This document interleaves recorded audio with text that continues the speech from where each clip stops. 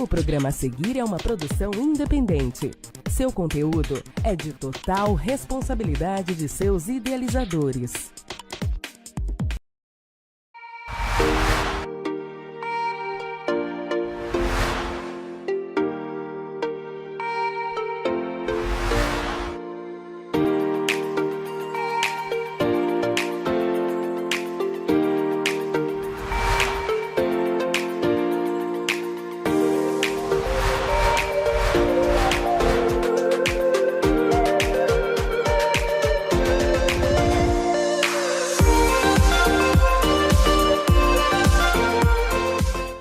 Olá, sextou aqui na Nova TVI. Isso, gente. E hoje eu tenho um convidado muito especial. Vocês vão gostar muito de saber da trajetória dele, porque eu sei, porque eu acompanhei tudo. Então hoje vai ser assim aquele bate-papo bem legal. Vamos dizer de mãe para filho? É, né? Ou então de mãe de aluno para professor? É, gente, eu tenho o maior prazer de apresentar aqui para vocês. É um cara super conhecido aí na nossa cidade, que é o nosso querido professor Leandro Azevedo. Boa noite, professor. Boa noite, Cléo. Eu que agradeço sim, mais uma vez a TVI pela disponibilidade e o seu convite para estar aqui. A gente se sente em casa, né? Uma pela amizade que a gente já tem, pela trajetória que nós caminhamos juntos, né, um bom tempo pelos projetos sociais. Então, assim, muito obrigado mesmo. Eu venho com muito carinho, muita alegria, porque eu sei que vai ser um momento especial aí também, né, para o nosso público aí que está nos Com assistindo. certeza, com certeza. Então vamos começar no ano de 2002, que foi quando eu conheci o professor sensei Leandro, que era professor do meu filho de judô. O que que mudou na tua trajetória de 2002 até hoje, 2026? Caramba, 24 anos que eu te conheço, hein? É uma vida, né? É uma vida. O que mudou de 2002, acho que foi só eu ter uma filha, Cléo. Porque em 2002 eu dava aula nos projetos sociais, hoje, né, fiz essa opção de retorno. E assim, profissionalmente falando, nas mesmas raízes e mesmos trabalhos, que a gente sabe que é daqui que a gente de fato, de coração, consegue ajudar. Mas o professor Leandro em si, né, uma pessoa mais consciente, mais madura, né, conhecedor dos detalhes da nossa cidade, peculiaridades importantes, né, e passou aí por uma trajetória de bagagem de experiências de vida e profissional muito grande. Então, assim, hoje eu me sinto... Aquela época eu já me sentia preparado, né, porque a gente Era muita luta, era né? muita luta. E assim, já tinha sido sargento do Exército Brasileiro, então eu sempre fui assim, só me dê a missão que a gente vai cumprir de uma forma ou de outra. Mas hoje a gente tem uma bagagem bem maior, né? Até para melhoria e desenvolvimento dos nossos alunos, né? É verdade. 2002 foi quando começou tudo, né, e assim, a luta não era só no tatame não, gente, era na vida mesmo, no dia a dia, a vontade de levar as crianças lá do Projeto Araras para as competições fora da cidade. Então nós fomos em alguns locais, e eu me lembro nitidamente, eu tenho certeza que você também, nós 2 fomos até o secretário de esporte na época, e para pedir um ônibus para aquela criançada, né. E o que nos surpreendeu não foi ver aqueles olhinhos olhando, foi em Cabo Frio que nós levamos, não foi ver as crianças olharem, aquele mar todo, foi os familiares, né, que muitos nem conheciam o mar. Então, assim, aquilo me deu mais força, eu já tinha trabalhos voluntários desde 88 aí na cidade, e então, assim, quando eu conheci o Leandro, eu falei: "Gente, está na hora da gente agora brigar um pouquinho mais pelo esporte, brigar mais pelas comunidades". E aí, nessa trajetória toda, veio 2012, eu fui convidada a ser vereadora da cidade, me candidatei, e ele também. E aí as pessoas às vezes acham que os candidatos eles são inimigos, né, a gente só é adversário ali, político, e eu encontrava muito com você na rua, né, e um dia depois a gente conversou, porque nem eu nem ele entramos, e poxa, a gente tinha que ter juntado forças, e é verdade. Então hoje eu tenho, assim, que falar para o público que você tinha toda a razão na época que a gente tinha que ter juntado. que aí você entra, apesar que tudo é o tempo de Deus, né? É verdade. Que aí veio 2016, né? Isso. E aí você se candidatou e ganhou as eleições. E aí conta pra gente como foi pisar lá na Câmara, fazer os projetos, brigar, lutar. Conta aí para o nosso público. Hoje eu estou fazendo tipo Faustão, né? Essa é a sua vida. Cléo, assim, eu tenho muitas decepções, mas muito mais alegrias, né, na minha estadia como vereador. Eu falo que foi um presente que a população me deu de vida, porque eu não teria o conhecimento de pessoas, não teria o conhecimento de lutas, de causas, de sofrimentos, né, de pessoas que a nossa cidade, em todas as pautas que eu pude auxiliar, e que foram muitas, né, o quanto a nossa cidade ela carece de ajuda e de um olhar coletivo pela nossa população. Só que assim, hoje eu falo, né, hoje eu estava conversando com um aluno na escola, e depois ele comentou comigo, né, num um momento de distração, né, e ele falando, poxa, professor, a gente fica aqui na escola vendo seu trabalho, você não falta aula, está imbuído aqui com os projetos, pô, a gente precisa de um representante, assim, olha, a gente não leva política para a escola, mas as crianças têm como, né, uma pessoa a seguir. E aí, dentre essas conversas, depois eu fui na rua, que fica uma escola na frente da outra, e aí um ex-aluno também veio falar com o meu professor, estava falando seu nome na comunidade hoje, e aí a pessoa chegou e falou, poxa, mas ele nem vem por aqui, eu vou lá toda semana. Pô, a gente fez um negócio da minha rua que ele não deu um saco de cimento, então hoje eu vou deixar uma coisa bem clara, Cléo, que eu, né, tanto no momento que eu fui vereador e agora, eu não sou político para dar saco de cimento, capinar, fazer roçada, fazer esses trabalhos, porque eu já tenho a minha contribuição, que é com a educação e que são com mais de hoje 600 crianças e jovens da nossa cidade. Porque assim, se eu sou eleito para ser vereador, eu vou propor leis e vou fiscalizar. Eu não vou fazer o meu papel, um papel que não é meu, que é o papel de prefeito. Eu não fui prefeito para dar saco de cimento, capina, roçada, iluminação. Então agora eu estou vindo para um outro pleito que é pré-candidato aí a deputado federal, a gente vai falar, e que também é propor leis, é fiscalizar, e de uma esfera maior. Mas assim, a minha estadia de vereador, ela, em números, né, foram muitas ações, né? Foi momentos que eu fui ameaçado, momentos em que minha filha teve que ter um amparo na escola por alguns posicionamentos e abertura de CPI, luta pela condição do transporte da nossa cidade, mais 20 denúncias ao Tribunal de Contas, ao Ministério Público. Então, assim, às vezes as pessoas olham e elas não querem saber, não querem perguntar, mas foi um trabalho grandioso. Eu falo, de repente, né, alguns filhos de cidadãos agora que estão vendo a gente, de repente teve uma merenda adequada na sua escola porque foi fruto de uma fiscalização em denúncia, que estava tendo, né, problema na merenda. O sistema de saúde, a gente fiscalizou todos, né, as mais de 50 equipamentos que a gente tem na cidade, as UPAs, os hospitais.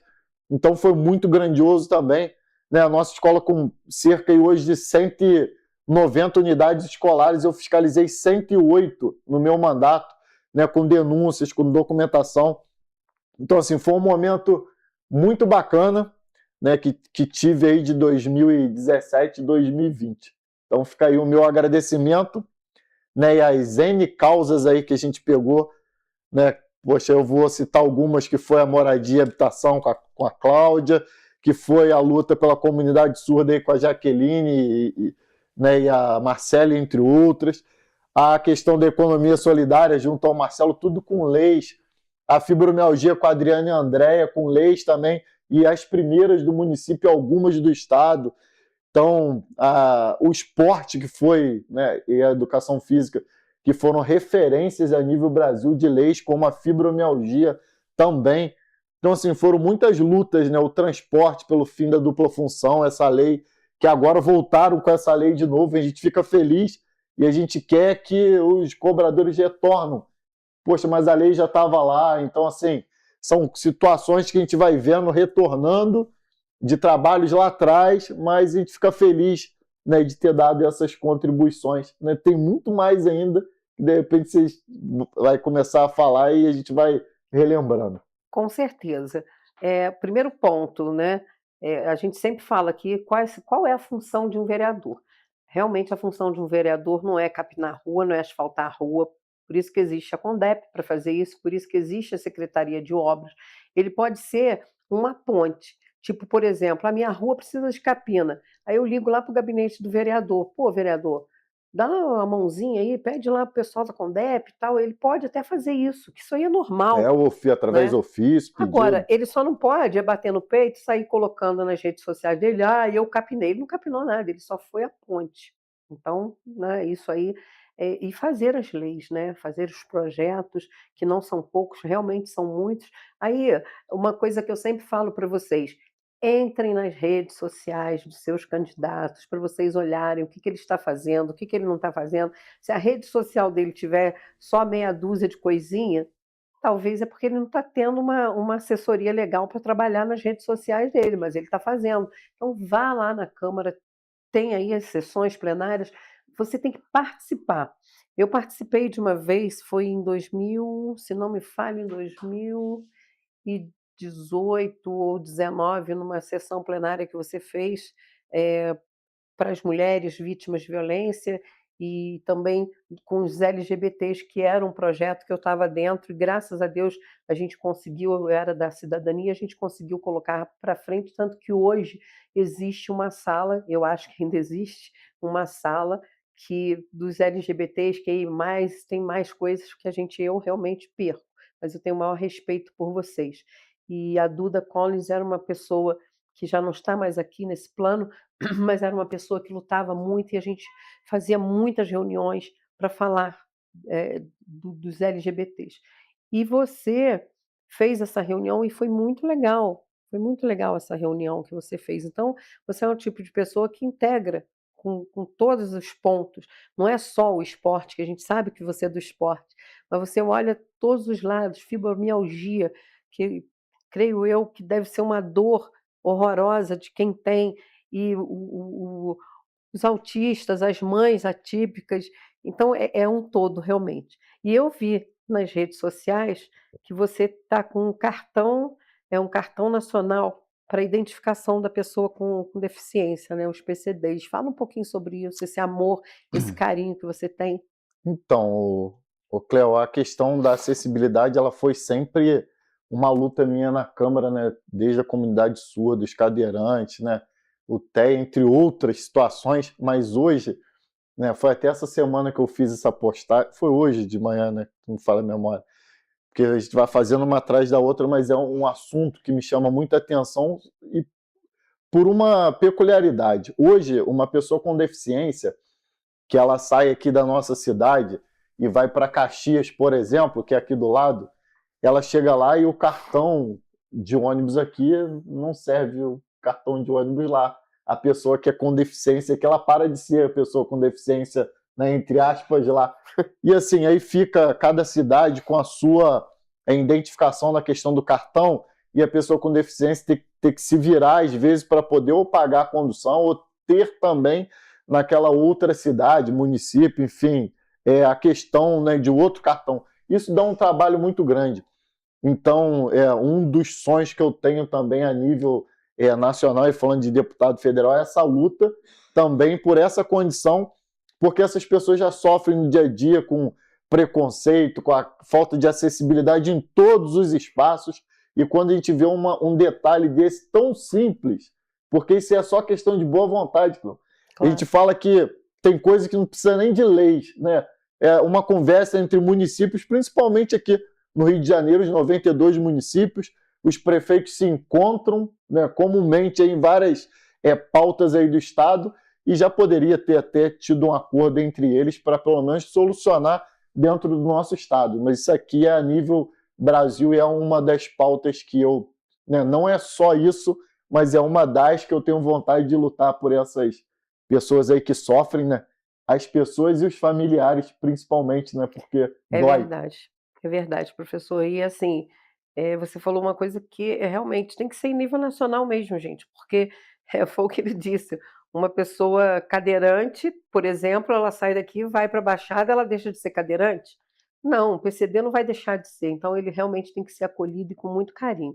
E aí eu também vi que é uma campanha de conscientização nacional da doação de medula óssea, que também é muito importante e que as pessoas elas só lembram quando tem algum familiar ou um amigo de um amigo que está precisando, mas isso aí tem que ser constante o ano todo.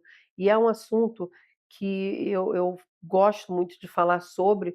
Eu e meu marido, nós fomos doadores. Hoje, por causa da idade, a gente não pode mais ser doador, mas até onde a gente pôde, nós fomos doadores de medula. Então, procurem, gente, os bancos para você ser um doador. Aquela coisa, é tudo mito, que ai, que dói, que nada, que se eu doar minha medula, eu vou ficar paraplégico. Nada disso, gente, não tem nada disso. Procure se informar e seja um doador de medula óssea.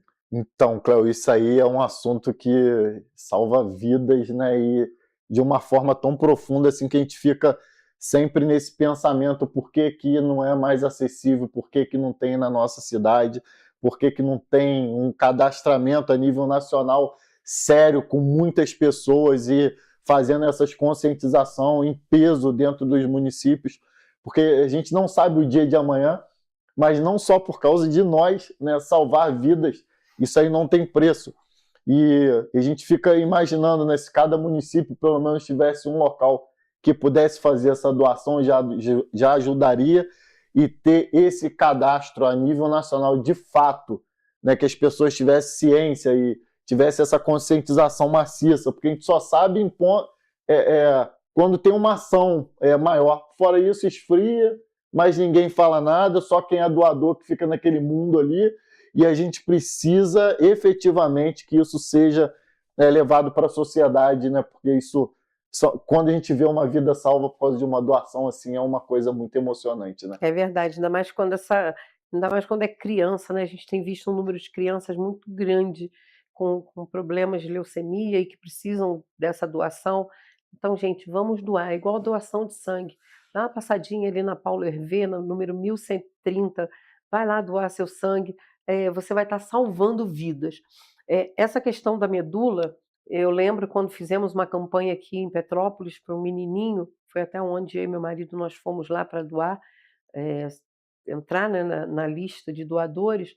É uma dificuldade tão grande, porque eles pedem um número, qual o número de pessoas que vão doar, e aí porque a gente só tem tantos kits, gente, pelo amor de Deus, a pessoa está indo lá para ser doador e ainda tem um monte de burocracia, então a gente precisa quebrar realmente essa coisa, essa burocracia, né. Eu não sei hoje como está isso, mas há uns anos atrás era não podia vir, e muitas das vezes a pessoa não pode ir, porque só tem no Rio, né, então seria muito bom que a gente realmente tivesse aqui, eh, um local que os petropolitanos pudessem ir doar, a medula, fazer, né, o cadastro para doação de medula, e isso aí é mágico, né, só você mesmo para sair com essa Ó, Cléo, tacada aí. e assim, né, a gente sempre fala, as pessoas, que o material é caro, que, né, o mecanismo para que isso aconteça é caro, mas a gente vê a corrupção acontecendo todos os dias, milhões saindo de um lado, saindo do outro, licitações sendo direcionadas, e aí a gente vê o quanto a nossa cidade, o quanto o nosso estado e país tem, né, porque não quebra, tanta gente roubando ao mesmo tempo, e eu falo que a corrupção ela é fruto de uma vida não salva, ela é fruto de uma criança sem sonhos, e a gente tem que começar a pensar nisso. Porque às vezes chega uma pessoa, né, na frente de uma televisão, nas redes sociais, prega tudo de bom, e a pessoa vai lá, acredita, mas olha a vida da pessoa, né? Olha o currículo da pessoa, olha o histórico da pessoa, e aí, né, tudo tem condições de fazer, dependendo de uma boa gestão, né, pessoas capacitadas nos lugares certos, com austeridade, cuidado, a gente vai conseguir dar um pouquinho de calmaria para a nossa população. É verdade, professor. Bom, a gente vai para aquele intervalo rapidinho, só para a gente tomar uma aguinha, respirar um pouco, e eu volto já já, porque tem mais aí de Leandro. Vamos falar mais sobre esporte, mais sobre as crianças, que é o mais importante, né?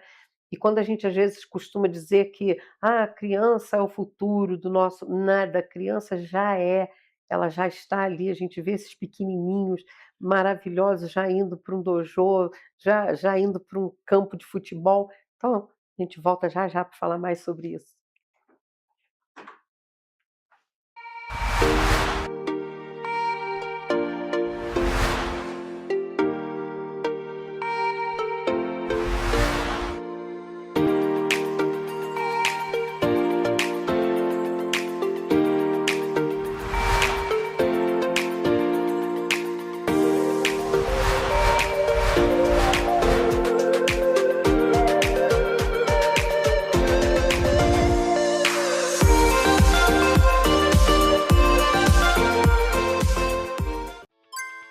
Nova TVI, a TV que é a sua cara. Informação, entretenimento e alegria direto de Petrópolis. Para você. Você está estressada, com dores, com baixa autoestima? Venha conhecer os benefícios da massagem humanizada com Dalirene Rabelo, massoterapeuta, todas as terças e quintas, de 9 às 14 horas. Rua Alberto Torres, 172, Centro Petrópolis. Telefone para contato 24 988 21 8966. Dalirene Rabelo, massoterapeuta. Venha sentir o toque das mãos que tratam. Sua beleza merece um toque especial. No Elcio Coifer, oferecemos corte, escova, luzes, botox, coloração, penteados e maquiagem para você arrasar em qualquer ocasião. Transforme-se com quem entende da beleza. Venha nos conhecer. Estamos localizados na rua Antônio Noel, número 290, Duarte da Silveira. Agende já o seu horário pelo 24 98824 3340. Elcio Coifer, sua beleza, nosso talento.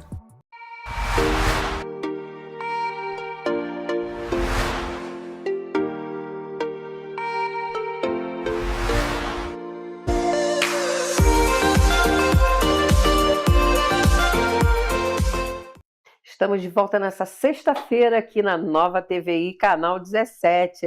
Gente, depois do meu programa vem outros programas maravilhosos, então você não saia daí não. Continue ligadinho aí e entre na nossa página Nova TVI Petrópolis, tanto no Facebook quanto lá no nosso Instagram. Então, vamos continuar aí nosso bate-papo bem legal aqui nessa sala de mãezona com o professor Leandro Azevedo, pré-candidato a deputado federal, mas hoje está aqui como um amigo, que as pessoas conheçam mais a trajetória dele, até porque eu falo assim, ninguém nasceu em berço de ouro, né? E há uma grande diferença de você não nascer em berço de ouro, mas lutar e chegar onde está, do que ficar se vitimizando, que eu era isso, eu fazia aquilo. Isso não interessa, interessa que você, aonde você está, né? Isso que é importante. Então, é bem por aí. Me entenderam, né? Enfim, professor, você também briga muito pelos nossos rodoviários, né? E a gente teve aí essa paralisação que as pessoas às vezes falam muito mal dos motoristas, brigam, falam, mas ninguém gosta de trabalhar sem receber, né? Eu acho que a única coisa que trabalha sem receber é o relógio, mesmo assim, de vez em quando ele para, a gente tem que comprar uma bateria nova para ele. É a mesma coisa o ser humano, né? De vez em quando a gente tem que parar e colocar uma bateria. E não é justo, e principalmente a questão da dupla função. Eu raramente ando de ônibus, por quê? Nossos ônibus aqui é sucata, então eu tenho amor à minha vida, né? Porque eu vou te contar, não é fácil não, então eu prefiro andar a pé. Eu prefiro andar a pé, ou então às vezes está chovendo, eu saio com o carro, mas geralmente eu gosto de andar a pé. E aí, um dia euzinha fui, entrei no ônibus, coitado, dei dinheiro para ele, né? Porque eu não tenho cartão, dei dinheiro, e ele se enrolou todo para me dar o troco, não tinha troco. Coitado do motorista, ele ficou parado, porque ele tinha que me dar. Tanto que eu falei: "Não, vai, eu vou até o ponto final, lá você acerta". Mas e as pessoas que vão até o meio do centro? Como que fica? Ou então, um ônibus que vem de Itaipava, vem parando, aí a pessoa vai parar ali perto da Ponte Branca, o troco. Então é uma coisa meio confusa. E desde quando me conheço por gente, que eu conheço que existe o motorista e o trocador. É uma covardia isso, né? É uma covardia, Cléo. Essa luta aí pela permanência dos cobradores, né, nessa função dos rodoviários, elas vieram desde 2017 com meu amigo, falo que é meu amigo mesmo, né, o Marcelo da Silveira, que foi autor junto comigo dessa lei. Foram muitas lutas dentro da Câmara e até por entendimento, porque a nossa luta ela não era só pela empregabilidade naquele momento dos 600 cobradores. A nossa luta ela era principalmente pela segurança da população, Cléo. O cobrador ele tem entre a função dele de receber e cartão, mas ele tem a função de ser o manobrador em locais de difícil acesso na nossa cidade. Se o ônibus quebra, ele vai estar lá fora para dar segurança àquela viatura para fazer o que for necessário. Se alguém briga dentro do ônibus, o motorista não vai ficar preocupado com aquela situação. Já vi pessoas passando mal dentro do ônibus e ter que ir para um hospital da onde estavam e o cobrador está ali para poder dar esse apoio.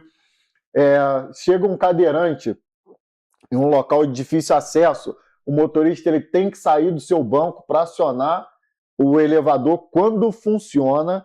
Então, é mais uma função. Outra importante que a gente questiona a nossa cidade. Professor, a mobilidade da nossa cidade ela está terrível. E aí eu vejo pessoas super inteligentes falando disso, não apoiando o cobrador, mas querendo que dê uma situação na mobilidade da nossa cidade.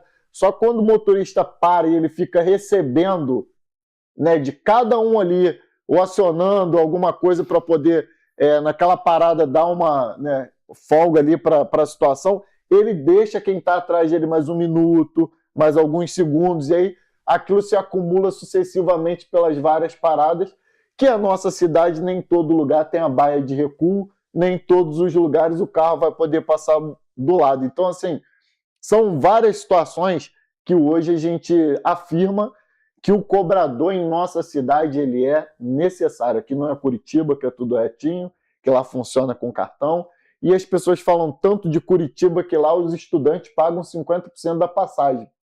Da minha última vez que eu fui lá. Aqui é gratuito, e a gente defende essa pauta também. Só que aí, Cláudio, a gente entra numa outra vertente que eu falo isso na rua, eu discuto, as pessoas não entendem. Mas a empresa está falindo, tudo é falta de gestão. Concordo que é falta de gestão em muitas delas. Mas quem paga os 50% de gratuidade em todos os números que nós temos na nossa cidade? Mais de 50% dos usuários são gratuidade. De uma lei que o vereador faz, né, para o estudante, para o idoso, para a pessoa com deficiência, fora os golpes, né, que ainda tem dos espertinhos. E assim, quem paga é o próprio usuário com valor horrível e caro que nós temos hoje. Mas a prefeitura tem a contrapartida dela. E aí hoje eu não sei, não sou vereador, não estou lá fiscalizando, não sei quem está errado, porque ninguém fala de ninguém, mas alguém nesse contexto está faltando, né, com as suas responsabilidades. Ou de um repasse justo, ou de gestão da empresa, isso também tem que ser esclarecido. E é isso tudo que deixa agora os nossos rodoviários aí, né, sem cesta básica, sem o reajuste, sem as responsabilidades que eles acordam lá.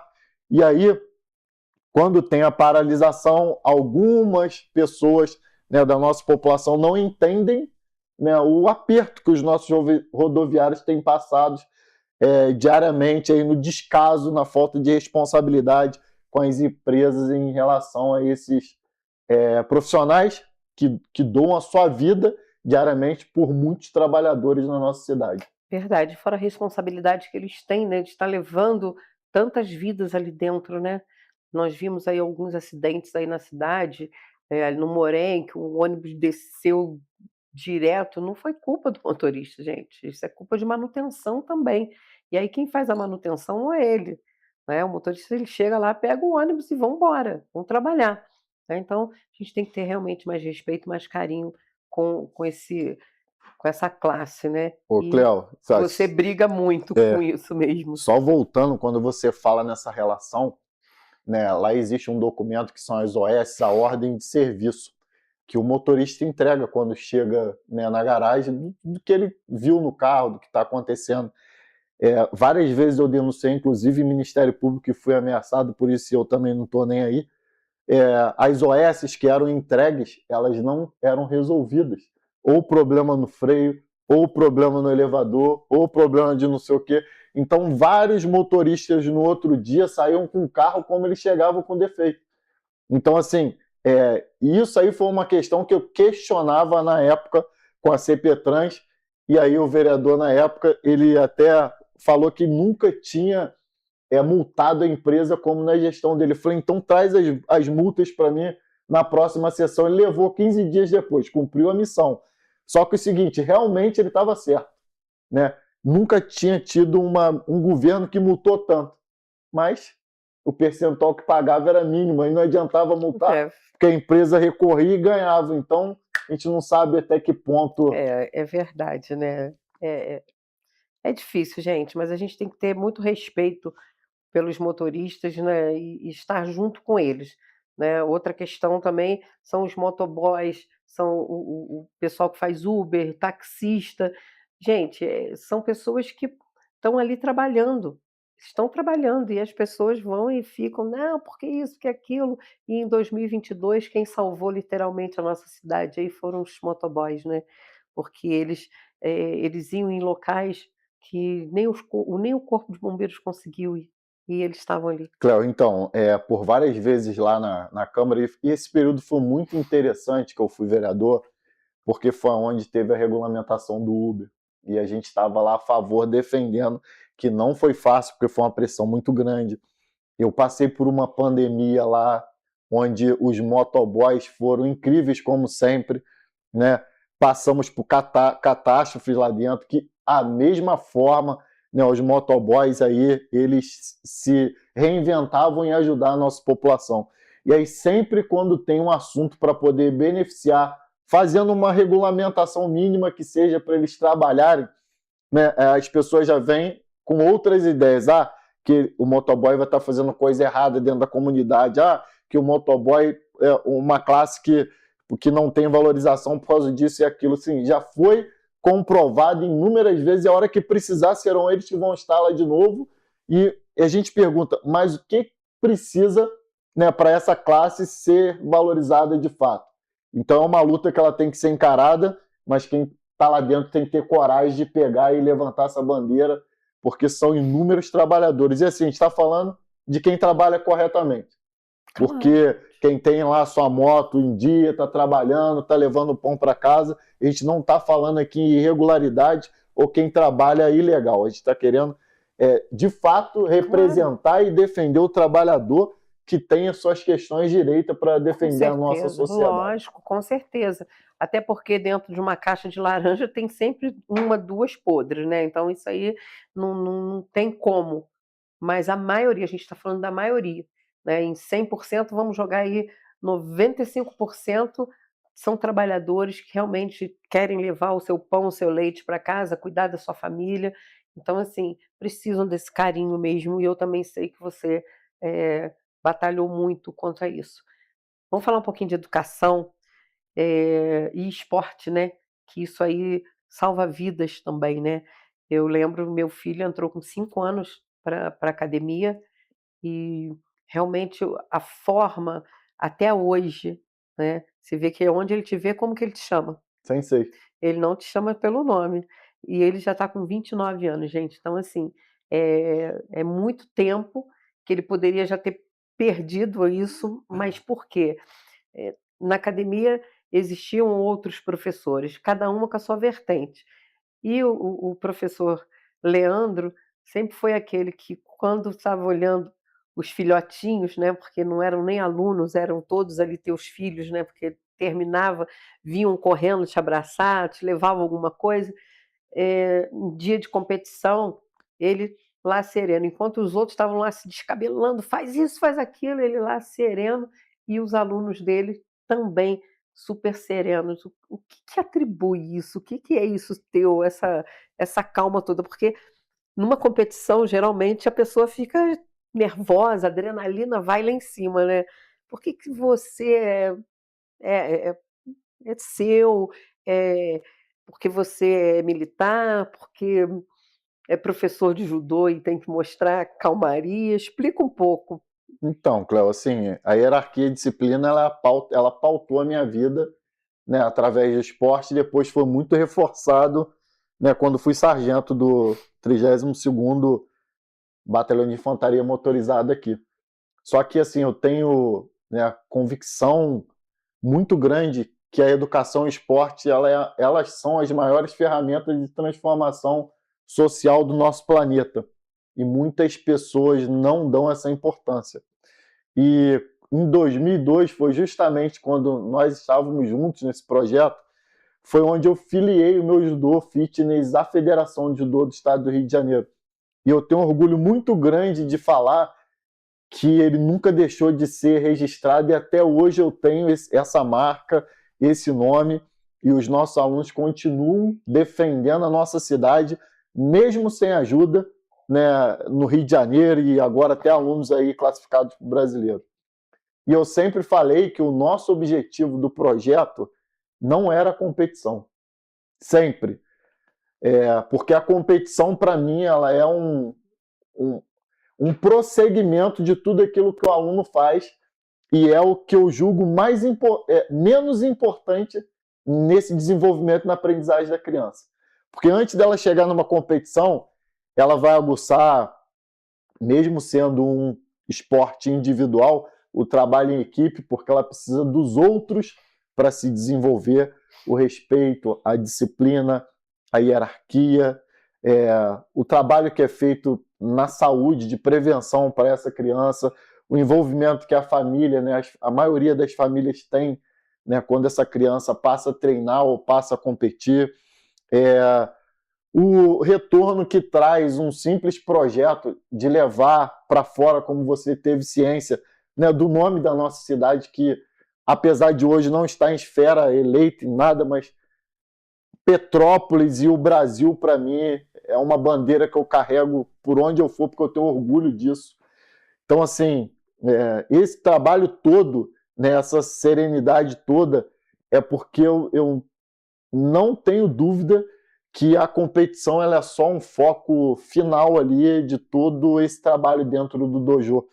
E eu sempre falo que eu prefiro comandar pelo exemplo. Então, se eu for um professor desequilibrado nas minhas atitudes, no meu exemplo, eu terei alunos também da mesma forma. E você via lá como a gente ficava quando nós tínhamos um professor que saía da nossa linha de ação, né? E a gente às vezes via, né, pais corroborando com aquilo ali, mas não era a linha de ação que eu, né, quero para os meus dojos. Mesmo eu levo alguns alunos para a competição, apesar do nosso número grande hoje ser lá do São Sebastião, do Claudinei, fica um abraço para todos eles, mas eu tive um prazer enorme, né, no fim de semana retrasado de levar um aluno para uma competição e ver todo o desenvolvimento dele durante a luta e eu ali orientando e ele ganhando de um aluno que ele perdeu na primeira luta, indo para a final, perdeu a final, né, porque é um aluno faixa azul, está começando. E foi para a repescagem depois com faixa laranja, que ele tinha perdido também na outra competição, e ele ganhou a medalha de bronze. Então, assim, esse terceiro lugar para mim foi de uma motivação, de um resgate tão grande que a gente, depois de, né, veio de 24 anos vendo aquilo tudo voltando, e aí você vai pensando em todos aqueles alunos que passaram pela gente, que tiveram esse desenvolvimento, que hoje já são faixas pretas, ou estão em outras profissões, mas carregando todo aquele ensinamento do judô. Não tem preço que paga. Então, para resumir tudo isso, a disciplina é a melhor coisa na vida do ser humano. Ele ser disciplinado, ele ter ali os horários, né? E principalmente uma coisa que eu sempre falo aqui no programa, o respeito ao próximo, né? O que a gente não gosta que as pessoas façam conosco, a gente também não quer fazer com as pessoas. Então, o respeito é tudo. E isso eu posso falar, cara, de boca bem cheia e grande mesmo, que os alunos do professor Leandro, realmente, todos eles disciplinados, hoje a maioria já casados, com filhos, né? Aí é que a gente vê o quanto a gente está envelhecendo, né? Mas É isso aí, que bom, né, que eles estão, muitos que a gente conhece aí já se foram porque entraram para o mundo da droga, da bebida, né, e a gente fica feliz de falar que os alunos hoje já estão casados, já estão com filhos, isso aí não tem preço que pague, né, Leandro? Não, não tem, e assim, você, igual o Vinícius, né, que você trabalhou até com vocês, Sim. foi o meu primeiro faixa preta, hoje a gente não está mais junto no Judô Clube, né, porque ele tem o dele, mas assim, a gente continua uma amizade, até semana passada eu fiz uma palestra na Unopar, e assim, você vê o Vinícius chegando com a família dele para poder assistir uma palestra, que ele nem precisava estar ali, né, já está formado em educação física, faixa preta de judô. Então, assim, isso para mim é muito gratificante. Mais velho do que eu, né? Conheci o Vinícius no Exército, começou a treinar comigo. Olha só. E assim, meu primeiro faixa preta. E aí ver Bruninho, ver outras Nossa, o figuras. Bruno, maravilhoso. Então, assim, Cléo, não tem Bruno preço. já é avô, né? Eu já é vovô. Bruno já é avô, já avô, profissional de educação física também, está aí trabalhando em vários locais, escolas, foi meu assessor enquanto vereador. Então ele eu não abro mão de carregar onde eu tiver, porque aquele ali me defende debaixo d'água, É verdade. mas se eu tiver errado ele puxa a orelha Com também. certeza, mas tem que ser assim, né? Gente, falamos aí do Bruno, do Vinícius, eu tenho que mandar um grande beijo para a Cláudia Moradia, porque senão ela puxa minha orelha, ó, tô te esperando aqui nessa cadeira, hein, moça? Porque ó, ela já me prometeu há anos, eu vou fazer 18 anos de TV, né, 17 só aqui na TVI, a Claudinha ainda não veio aqui, tu acredita? Cléo, a Cláudia foi uma amizade, assim, a gente já tinha, né, o contato no liceu, a gente estudou no liceu. Caramba. Eu fico brincando com ela, né? Porque assim, eu não lembro dela lá, a hora que nós nos vimos dentro de um grupo do mesmo tempo do liceu, ela falou, mas eu te conheço, tu era marrento, tu era mentira. Eu falei, era tímida, é diferente. Olha, eu ia falar isso agora. As pessoas às vezes apontam e falam, pô, a pessoa é mitidão, né? E não é, gente, é timidez. Realmente, o professor Leandro, ele é muito tímido mesmo. Até que você melhorou bastante. Tá vendo? Né? Das vezes que eu te trouxe no programa, se agora realmente está mais falador, mas antes era só aquela coisa, né? Eu perguntava, básico. ele respondia, eu perguntava, ele respondia. Agora não, ele já... Mas é tudo costume também e vai se soltando, Sim. né? E assim, a Cláudia, nós temos uma história, né? A Cláudia vem aí dos nossos desastres, catástrofes na cidade. E quando eu fui vereador, ela me procurou para defender essa causa. E aí a gente, né, deu início a uma comissão das vítimas das tragédias da região serrana, né, Petrópolis, Teresópolis, São José e Areal. Ela foi em 2011, né? Isso. 2011. E aí eu encampei enquanto vereador, né? O Gutinho, prefeito de Areal, era dessa comissão. Eu fiquei como presidente da comissão e a Cláudia como liderança também, presidindo pela liderança.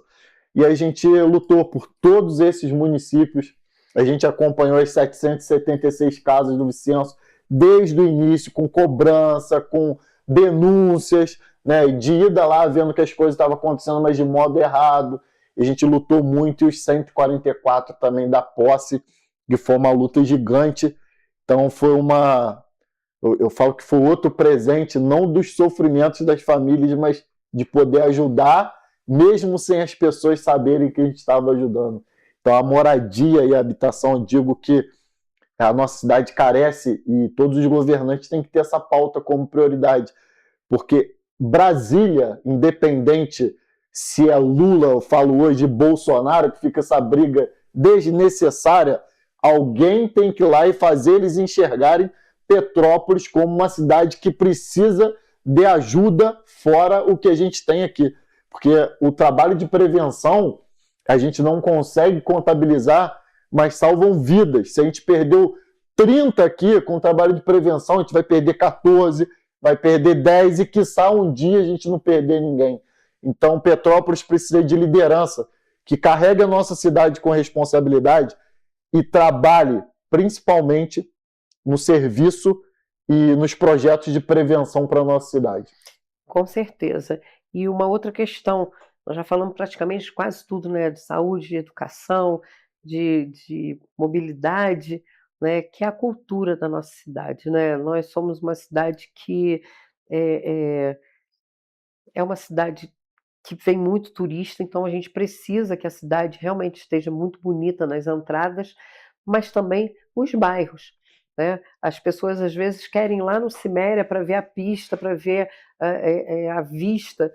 Aí você entra no bairro, é buraco, é mato, não pode, né? Então a gente tem que cuidar de um todo. Eu não cuido só da cozinha da minha casa, ou então só da sala ou do quarto. Eu cuido da minha casa num todo. Então a gente precisa cuidar da nossa cidade num todo, não só no centro histórico, né? Tem que ser geral.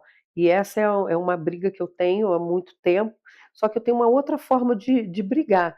Eu não vou para rede social, eu não faço nada disso. Eu só pego o telefone, aquele puxãozinho bonitinho, ou agora, como estou puxando um pouquinho a orelha, né? Falando sobre as capinas na cidade, sobre tudo isso. Então tem que ser feito, gente. Isso aí é um absurdo você chegar dentro de um bairro, as lixeiras estão lotadas. Porém, entretudo, contudo, né? A gente também tem que falar da população, né? Porque a população também, poxa, liga lá para o Disque Entulho. Se você tem um sofá, não joga na rua, gente. Aquilo ali vai estar proliferando 1001 doenças.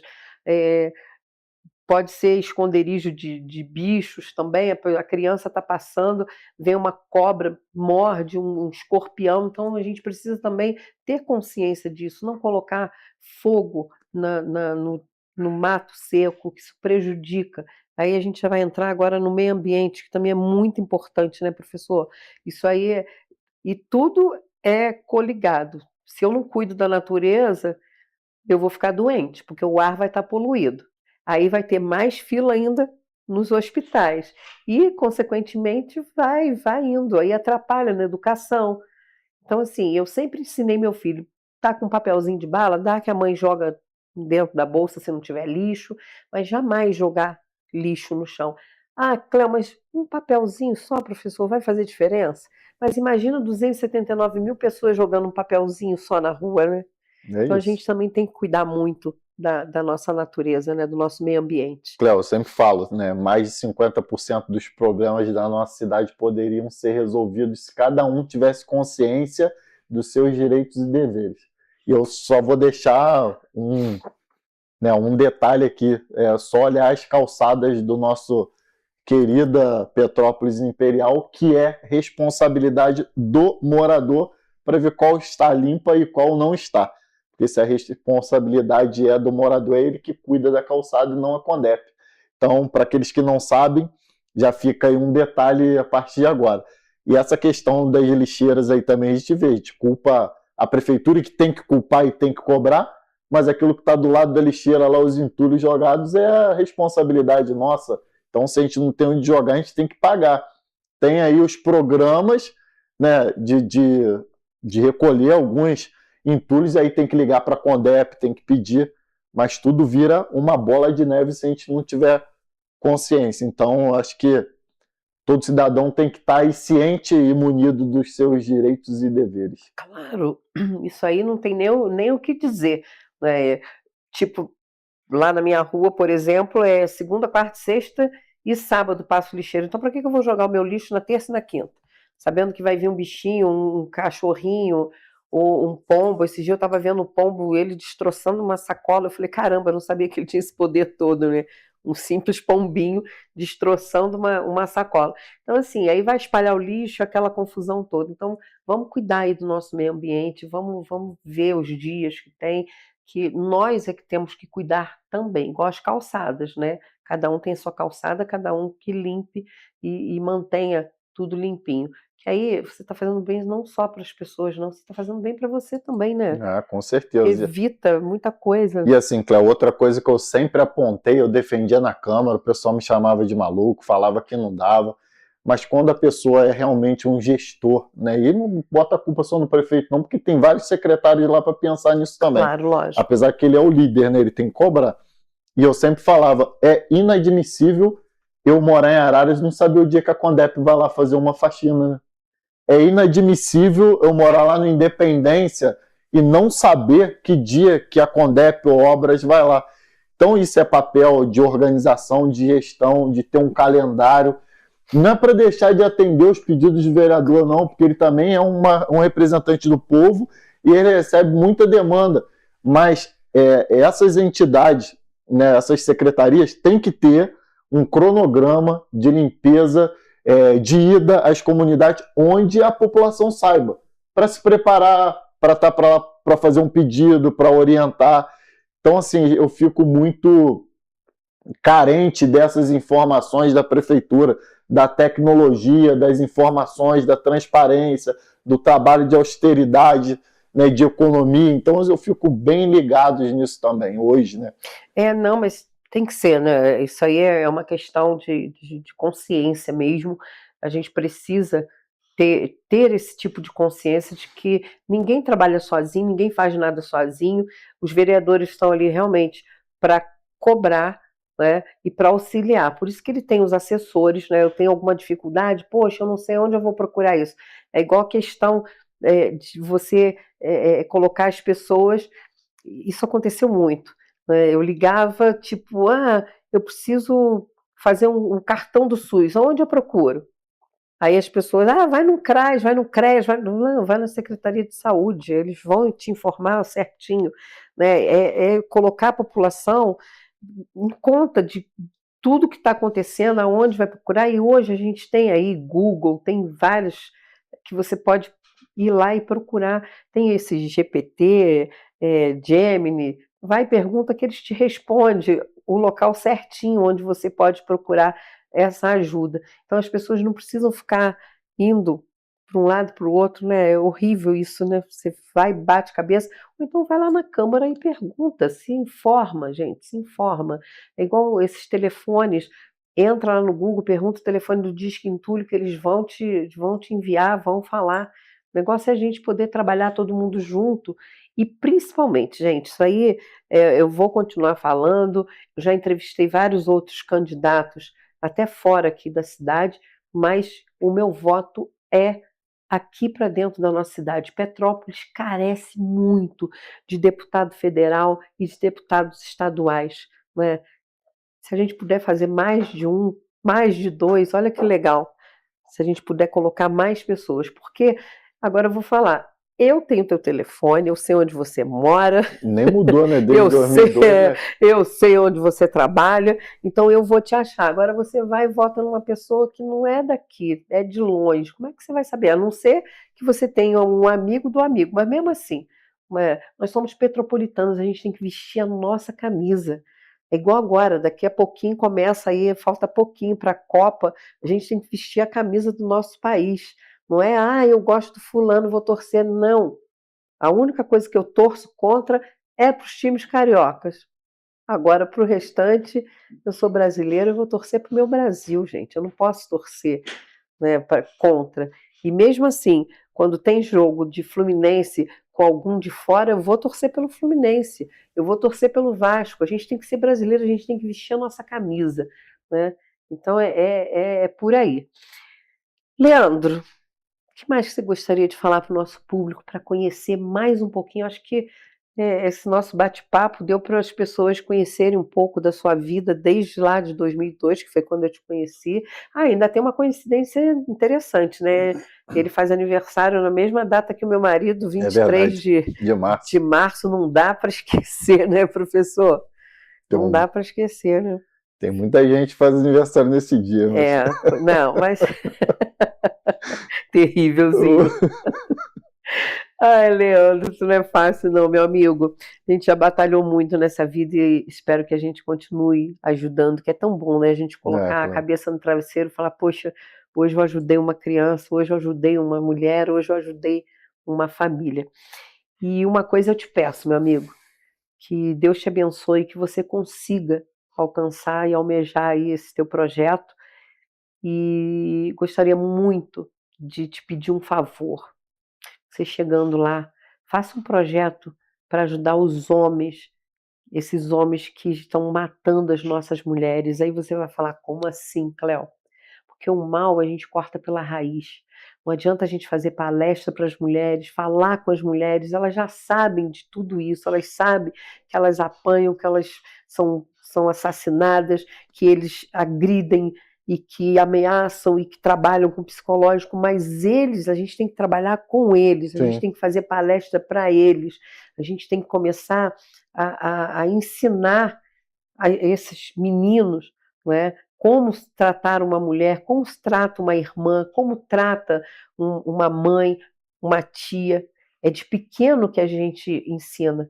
Né? Então, por isso que eu fiz questão de colocar o meu filho pequeno no judô, para ele ter disciplina. E hoje eu tenho o maior orgulho do homem que eu criei, graças a Deus.